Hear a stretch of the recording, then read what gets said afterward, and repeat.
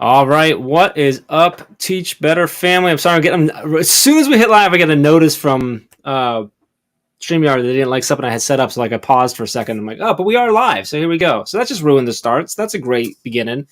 But it is Thursday night, which means it's Teach Better Chat Night, also known as Master Chat Night. We're in the mix of that change right now. I'm Jeff with Teach Better Team. I've got LaVonna Roth here, and the entire team is so jealous of me tonight because I get to hang out with you for a little bit afterwards. We just had a great chat. We're going to recap it. We're going to be talking to LaVonna about the questions she put together, the topic in general, the answers that we saw coming in, and probably having a little bit of fun too. So do me a favor, drop in the comments. Let us know where you're watching from. Were you in the chat tonight? What were some of the questions that you really enjoyed answering, or the answers that you really enjoyed seeing? Or if you have any questions for LaVonna, throw them in there too. So, and we'll be back. We're gonna hit a video here. We'll be back in about 60 seconds.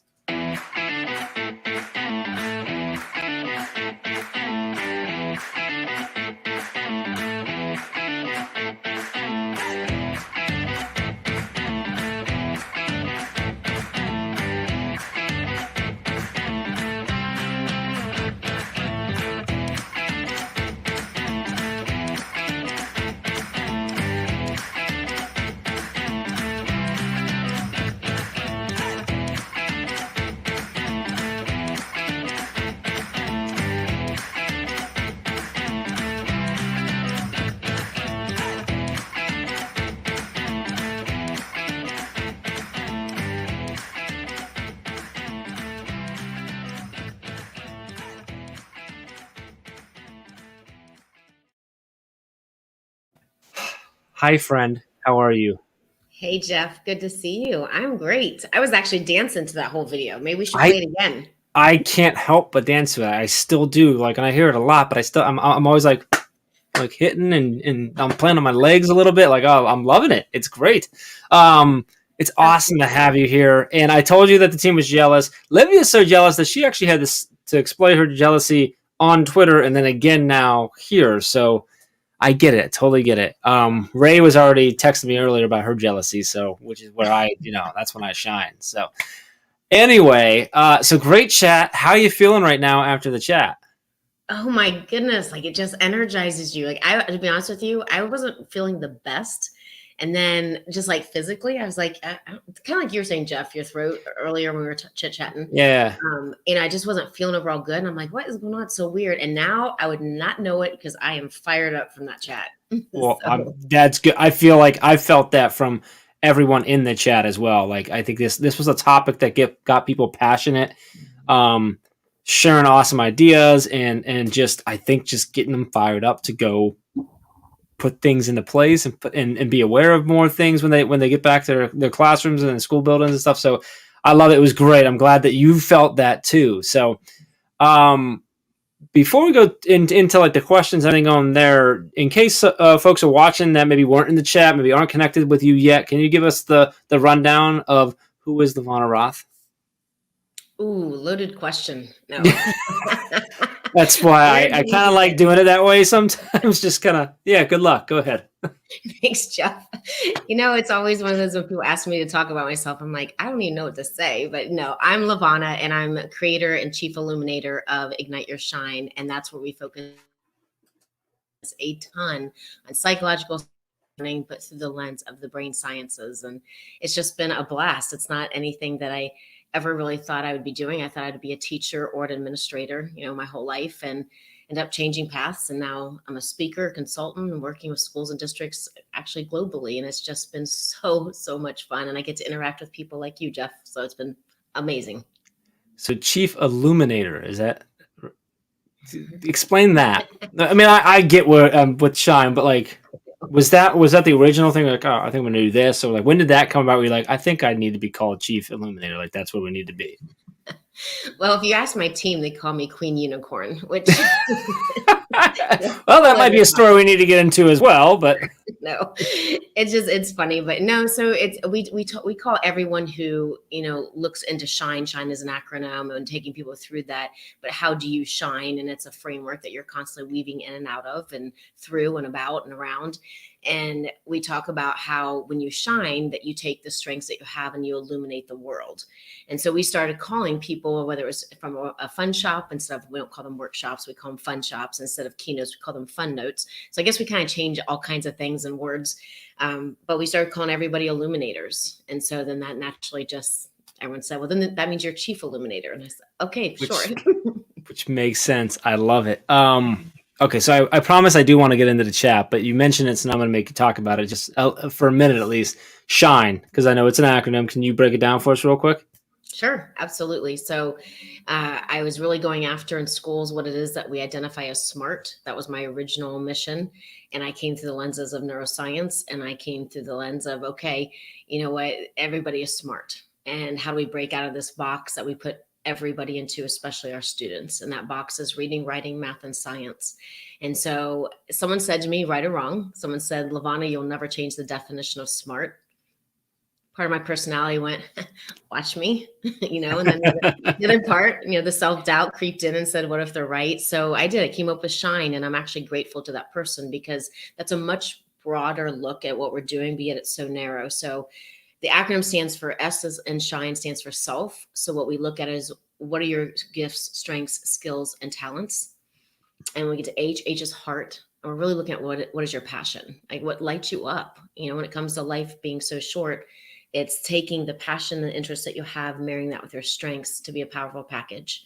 And then I is inspire, because you may have this great package over here, but life's going to throw curveballs. Hello, pandemic. But there's a lot of other things, that come into play. So how do you stay inspired? How do you inspire others?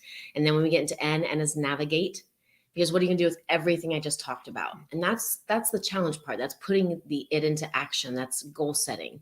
It's taking everything we did in the chat tonight and saying, okay, these are the things we should be doing, and this is what would be great. But then actually doing it is the navigate part. And then E is exceptional, because by doing everything I just talked about, you are becoming the exceptional person you were meant to be, not anybody else, who you were meant to be. So ignite your shine. Love it. And I know it's powerful because I hear about it from other people all the time. So I love that. So, all right. Okay. Now I'm going to get us into the chat, because that's why we're supposed to be here. So tonight's topic was psychological safety is the key to achievement.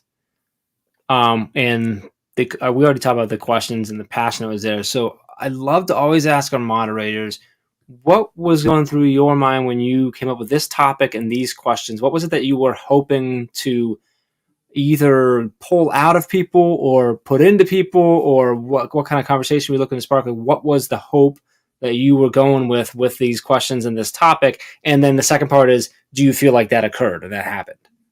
Yes, definitely happened. I was going to say, I'm pretty sure I'm answering that as yes for you, but go ahead. Yes, but no, because I saw people say great reflection tonight, or having a chance to think on this, so that told me right there that we are coming from hopefully a viewpoint that maybe hadn't been considered or had thought about, but not done much about. And so, psychological safety, it's interesting, because when I looked at Ignite Your Shine, I definitely knew social emotional learning, it's social emotional health, well-being. And again, it comes through the learning sciences and the brain sciences. But it wasn't until I heard the term psychological safety that blew my mind, because that was exactly what this is. And so when I look at from the lens of how the brain learns, or how the brain even engages in a setting with colleagues or other stakeholders, such as parents, that if we don't feel safe, then we can't be in our prefrontal cortex. We can't think appropriately.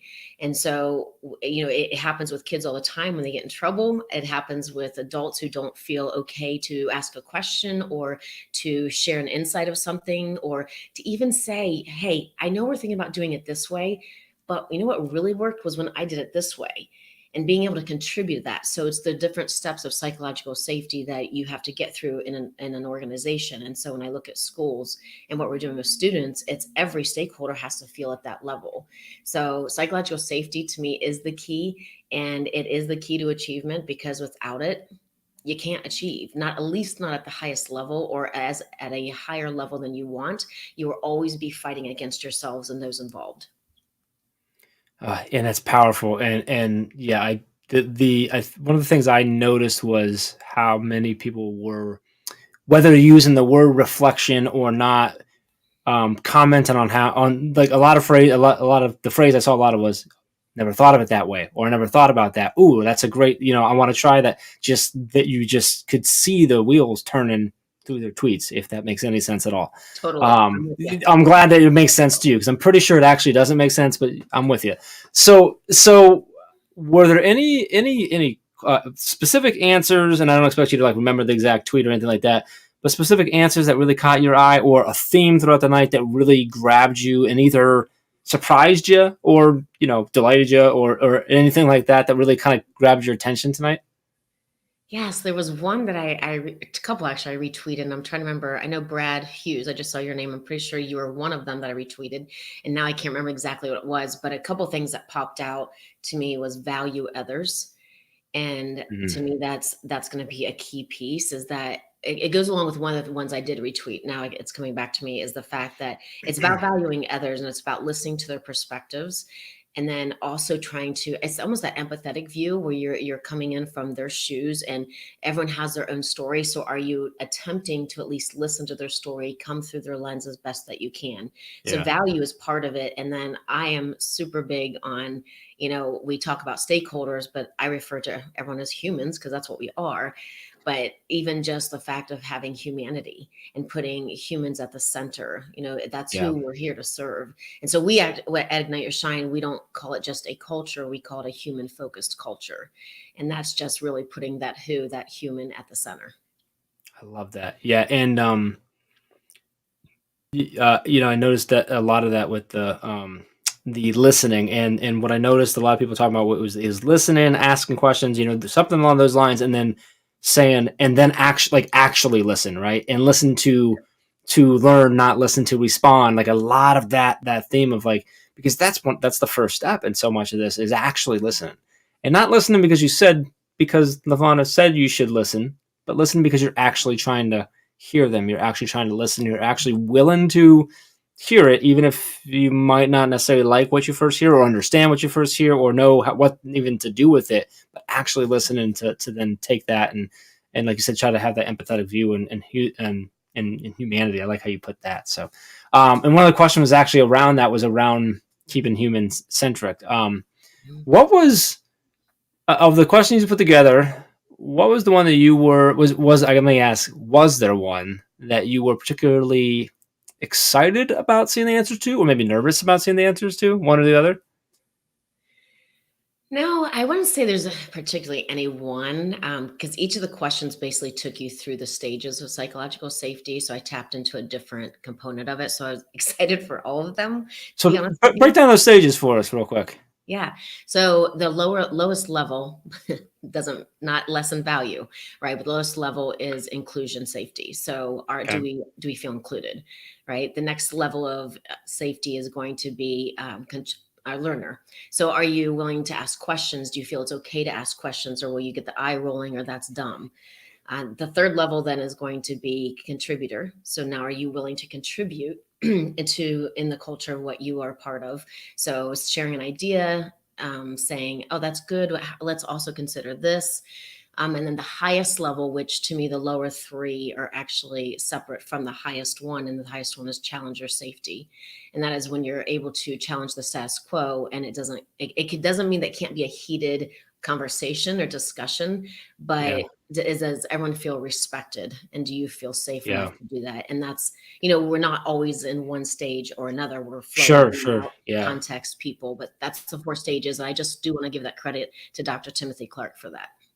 Gotcha. Yeah. When you get to that top level of feeling so safe that you can challenge the people that make you feel safe, or the environment that makes you feel safe, and you know that that's not going to destroy that safety, that's huge, because that's when you can have those truly critical conversations that really lead to the big the growth. Yeah. So that's really cool. I love. I'm getting excited because we talk about that a lot, like with Chad and I, with Ray and I, how we used to joke like when people first started working with Chad and I, like they'd catch us and Chad and I get in some heated arguments, Yeah. but we always come out of it. Like there's never any worry. And with like there's someone early on who used to break us up. I'm like, you got to let us go. This is how we get things done. I'm like, we're gonna be fine. Don't worry. And she's like, I thought you guys were gonna like hit each other. I'm like, well, we might, but like we're gonna be okay. And I explained. I said, I'm not sure how to explain this, but like the fact of the matter is, I'm like, there's an underlying level of like foundation of respect that no matter what we say to each other, that's there and nothing breaks that. And I don't even remember how we got there, but that's where we're at. Yeah. And I said, and that's so that we can challenge each other to try and be better when we're trying to grow this business. And I have that, I have that with Ray and stuff too. I know she and I, goof on each other a lot and stuff like that, but we can go at it very, very, in a very heated argument and then come out fine. And I tell her that a lot of times. Every time we do that, I give her about an hour or so, and then I'll text her and be like, I love that we can do that and be okay, ? Right? And she's like, yeah, I like that about us. I'm like, whew, good. No. So, so that, but you're right. Like that's such a, what's that? That's awesome. Yeah. And if we can create a school environment where our students, not necessarily that they should be getting heated arguments with you or anything, but where they feel okay challenging you to be better because they know that they can, and you're not going to then assume power and push them down, assuming it's done with respect and everything like that. So I think that's really cool and powerful there. So, all right, one of my favorite things to do is actually throw the questions back at you. Because you answered them there in the chat, we're going to get you to do them live. So I've got them up over here. I'm going to look at them really quick. I want to see which ones that we haven't really touched on. While can I say something? Yeah, so you can always you don't. I don't have to. I can be talking. You just talk, and I'll shut up. Like it's good. No, you're totally good. Hang on one second. Let me take a little sip. Yep, all good. All right. You're just like me. Like we both got our drinks here because yeah, I've got the hot drink. I've got the cool drink. I don't have drink enough during the day. I don't have a buffet of drinks over here. I just have one. I don't know. I have another one here, but it looks like a beer and it's not. It's kombucha. So I just have it sitting there. Whatever you say. Okay, I will prove it to you. Kombucha. That looks like a good beer. All right. Anyway, you were going to say something. Yeah, something. No, I wanted to go back to. I appreciate that about you and your team because we are the same way on our team, and I have one that sometimes people will go, "Oh my goodness, you two like back and forth," and I don't even like conflict. Like I've learned to have it in a psychological safe way, but I love when we do that because here's the bottom line. We can give our opinions. We can disagree. We can go back and forth. We can appear to be like at complete odds. But in the end, we make, in this case, the decision that is best for the business for who we serve. That's the key. Yeah. That's the end. And to be a little vulnerable here, I first came across that. I was going through a divorce and we were going through custody of my daughter. And my ex-husband and I were sitting across the table from a mediator side by side. And we got all done. And she said, can I ask you how you do this? And we're like, do what? And they said, she said this. And we looked at each other and we went, what? People don't normally sit beside each other when they're getting divorced. And she goes, no, it's that end and that end. And even then it's too close. And we shared a couple of things. And then we said, but you know what it all comes down to is it's not about what I want. It's not about what he wants. It's what's in the best interest of our daughter. And every decision we make is in the best interest of our daughter, not about ego or power. And I think that's the same thing going back to Jeff, what you were saying is that the discussions are to get to the best decision, not about who. Exactly right. And that's exactly right. And Chad, that's where Chad always says that part is that he's like, whenever we get into it, he goes, I know that whatever you come at me with, it's because you're trying to find the best solution for the company that we're trying to build.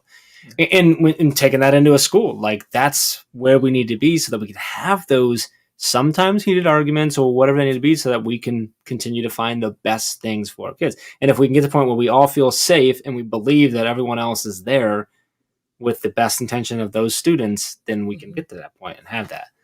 A lot easier said than done, but that's the goal. So yes, I love that. Right. But if you imagine everyone in the school being able to do that, that's a whole other level. Talk about a thriving school. No kidding. Stand back and watch.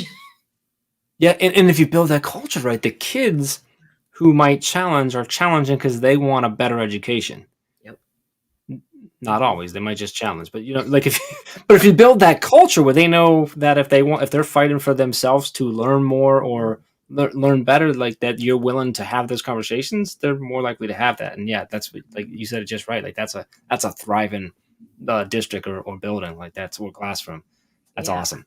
And they're learning that skill set. We're modeling that. It's Yes. unbelievable what they'll do when they get into the workplace. So, Yes. yep. Yes. I love it. All right. Question 4 was, how can feedback be provided to support those who may not agree with a decision being made or policy being put in place to ensure that there's growth, possibly by challenging the status quo? No idea. No, I'm just kidding. I'm just kidding. That's why you asked the question, because you're like, I There don't you know. go. Like, can you I guys did not help me mean out here? No, I'm just messing. It was a lot of what a lot of people said. I saw a lot of overlap in this response, which is good. It is, first of all, ask. Like, are we even Yeah. asking for feedback? And then another part that I think is so critical to this is not only asking it, but in there, the end of that question talked about being like challenging the status quo. So that again goes to challenger safety, but it's not just, and I saw a couple comments on this, it's not just about asking and then moving forward. It's moving forward with making sure you took into consideration what was said. And again, you can't go back to it being personal, right? You can't, Yeah. yes, have ownership in what was decided, but not to the level of you taking it personal and thinking that the person doesn't like you or they're saying this just because they're mad at you. It's about having that opportunity to hear the feedback, listen, what you started with earlier too, Jeff, is listening to all that feedback, but then doing action with it. So And I it's, think, go ahead. go ahead. I'm sorry.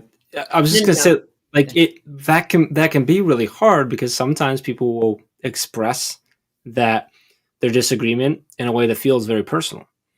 And I remember having a conversation a couple of years ago. I was at a conference, and I was doing a session on social media, and then afterwards, a principal stayed after and was asking me like, "What do you do about people who are like hounding you on your social media profiles from your community and stuff?" And I'm like, "Listen to them." Mhm. I'm like, and ask them what's going on. I said, and instead of thinking that they're just a nasty person or that they don't like you or whatever it might be, try to figure out why are they in pain, because that's where that's coming from. Like something is causing them pain and it's manifesting as anger in this particular case.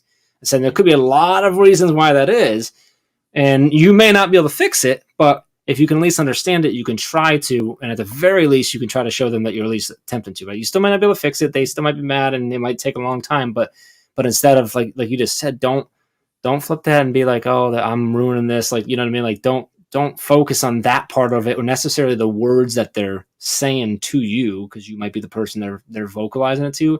But try to focus on why they're saying those words and what they're actually trying to get across to you. Yeah. Because a lot of times it's because they feel like they're not being heard. They feel like they're not being treated properly. And depending on who it is, it can go way back. They may have been a student in your school 40 years ago, and they still don't like that school, and they just don't understand that things are different, and now their son or daughter is struggling, and it's all coming out and all coming to a head. So it goes back to that listen, and you mentioned earlier, like being empathetic and trying to understand where they're coming from. But then I think you hit it, which don't take it personally either, which is hard to do. Right. It's Right. very hard. Absolutely. Yeah. Like I love what you're saying because there's that saying, hurt people hurt people. Yeah. And when we take a step from that lens that that's what they're doing, then that's a whole other piece. But then there's a part you just said that reminded me of that safety is that, like even my daughter and I had this conversation not too long ago where she said, Mom, sometimes I think about what teens will say to their parents and like, why would they ever treat their parent that way? And, she's done it. I've done it. We've it's part of life said things that we wish we wouldn't have have Sure. said or reacted in Sure. different ways. So I'll totally throw myself under the bus on this. But she had mentioned that, and I said, what's interesting is that a lot of times we hurt the people who we feel the safest with. Like Mm. because I said, like you could say anything to me, and I'm never going away. Like you can't get rid of me. I'm your Yeah. mom. But that means that if you acted that way to me, I was the safe person to be able to do it. Doesn't make it right. Doesn't mean there's not a consequence. Doesn't mean we don't have skills to work on, but it still is a flag of you felt safe enough to act that way to me and to take it out on Mm. me instead of somebody else. That's an interesting way to look. Yeah, that's really cool. A different way to look at that. How old's your daughter? She's 21 now. She's 21 now. Okay. And she Yeah. was reflecting back to like how teens used to do Yep. that. hmm Did you tell her, well, yeah, you've done that too when you were a teen, or no? Did you not? Did you let her have that? I Let just her didn't share that part, but she did say that. just let her have that moment. Yeah, yeah. I mean, that's an interesting. I've never really flipped it that way in that particular scenario because I think about me, like when I look back and I'm like, man, I can't believe I ever thought or said this about my parents. Because when I think about it now, I'm like, holy cow, were they awesome? Like, That's great. what did I ever have to complain about? You know, the way I was super fortunate with my parents, and to think back, like, but we all say things like that. You know, it's just, Yeah. Yeah. yeah, but it's because we're It's safe. hard, it's hard on the person who said things and reflect back as they get older and realize what Yeah, they said. And it's also hard on the person receiving it. But to me, like it just, when I recognized that, it helped me a lot with understanding that the person, just like in challenger safety, like if someone's willing to challenge something that I said, for example, then you felt safe enough to challenge me. That's a yeah, good thing, right? Again, respectfully, and having that respectfully, in there. sure. That's the same thing, obviously, with teenagers. Their brains aren't quite developed. They're still trying to figure out how to have that emotional control. So a lot goes into that. And again, it didn't mean that I accepted it and she got to get away with anything, but I had to Sure. often breathe deep and remind myself that I'm her safety net. She's Yeah. upset about something or is feeling bad about something. And unfortunately, I'm getting the brunt of it. But at the same time, fortunately, I'm getting the brunt of it. Yeah, because the potential consequences that goes to Yep. the wrong outlet somewhere else could cost her a job or hmm or standing with a friend or who knows, like things like that. So Yeah. that's an interesting take. All right, I'm throwing one more at you. Okay, is that All all right. right? Bring it. All right. Let's see here. I feel like we touched on a lot of them, so I'm not sure. You can go off the cuff if you'd rather. Yeah, I'm fine. Well, I actually did because I didn't see this one because I was jumping in here. And I don't think I caught your answer at this one at all. But like, what idea have you not shared that has made an impact or would make an impact in a school to help all feel safe and included? What did you share with us during the chat with, or maybe there's one that you even still didn't share? Yeah. Um, Oh, I got you for a half second at least, stumped. I'm liking this. Let's go. Come on, shine. oh, Jeff. um, Gosh, I'm trying to, my head is like spinning right now. Like, what did I say? What did I Or see? or this was another good one. Like, did someone else share something where you're like, yes, like I'm so glad that I asked that last question to get that last thing out of you. But what are some of the things that I guess even if we go there, like you work with a lot of teachers, a lot of districts, a lot of everything. Like, what are some of those things that you've seen that are these ideas that you're seeing put in place that are then making the impact to create this safety? Some of the ones that really have stood out to you. Yeah, it's been incredible working with schools. Schools that brought in. They're like, okay, just so you know, we have an extremely tough culture. Like, just so you Yeah, know, don't even expect them to engage with you. Don't expect. And then that to me, I love, right? Because that just means there's not a safe environment there for some reason. Not blaming the leader necessarily, but there's something happening somewhere in there that's causing the issue. So, one of the things, I'm working with a school right now in North Carolina, multiple days, and they have like a shine board, and it's how are we going to ignite the shine between now and the end of the year, because as we all know, this is every end of the year is busy, crazy, a lot going on, but yeah, this yeah, year is even tougher. yes, And people are exhausted, they're burnt out, they're drained. And so the challenge that I asked them to consider was, how could you make between now and the end of the year the best year ever? And so they put up a bulletin board, and post-it notes are being put up there of all kinds of ideas and things. They're already implementing it. We have a design team that is created there. And so between now and next year, we're looking at how do we redesign things. And they're so in, like, we were just hoping for a couple people to want to be on the design team, and we have yeah, 12 at this point. So I think it's about it's giving people permission to be able to share and to reflect and think, like, what could you change? Because it's easy for us to go, well, that's out of my control, well, I can't do anything about that, well, the district's making us, like, there's always that focus, and that's normal. The hmm brain goes to the negative, like, that's what the sure, brain focuses on. It's a survival tactic. But when we teach it to flip, or we give it tools to look at it from a different lens, and now we can actually shift things more towards the positive and start thinking about, what do I have control over? How can I change it? yeah. That's super powerful right now, but so many are just like, what can I do? I only got 3 weeks left, 2 weeks left. And I Hmm. think, at that point, if you can just get them to flip and think, even if it's the smallest little thing, Yeah. even if it's just them going to the classroom with a slightly different mindset of, it's not, I only have 10 days left. It's like, I got 10 days left to do this. Right. Mhm. Like that's just a completely different last 10 days or 14 days of school for those students. And for that teacher too, right? And they're gonna end their school year in a much different mindset. That's super cool. That's Right. powerful. I won't forget another school I worked with recently, virtually. But I asked them that question, like, how can you make the end of the year the best? And one teacher started crying, and she said, last year I didn't get to say goodbye to my kids because we left on spring break, thought we'd be back in 2 weeks, Never went and we never back. returned. Yeah.